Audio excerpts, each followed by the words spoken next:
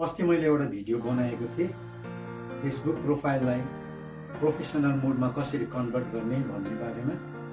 अब तपाईको profile professional मोडमा कन्भर्ट भइसकेपछि तपाईको मोनिटाइजेसन एलिजिबल भयो कि भएन भनेर कसरी चेक गर्ने भन्दाखेरि म फेरि एउटा स्क्रिन शेयर गरिरहेको छु। फेसबुक ओपन गर्नुहोस्। अब फेरि यहाँ क्लिक गर्नुहोस्।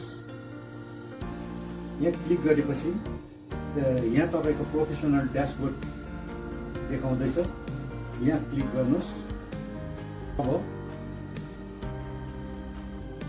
अब स्क्रोल गर्नुहोस् तल। स्क्रोल गर्दै जाँदा यहाँनिर देख्नुहुन्छ एउटा टुल्स भनेर है, टुल्समा क्लिक गर्नुहोस्। अब यहाँ माथि मोनिटाइजेसन भनेर लेखेको छ, यहाँ क्लिक गर्नुहोस्। क्लिक गरेको बादमा मोनिटाइजेसन एक्टिभेट भएको छ भने यहाँनिर लेखेको हुन्छ your profile is earning money भनेर।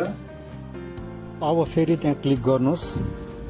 अब यहाँ तल प्रोफाइल स्टेटस भनेर आएको हुन्छ, यहाँ क्लिक गर्नुहोस्। आएको हुन्छ रिकमेन्डेबल भनेर आएको हुन्छ, मोनिटाइजेसन एक्टिभ भनेर आएको हुन्छ। र तपाईले कोसिस गर्नुभयो भने अर्निङ गर्न सक्नुहुन्छ।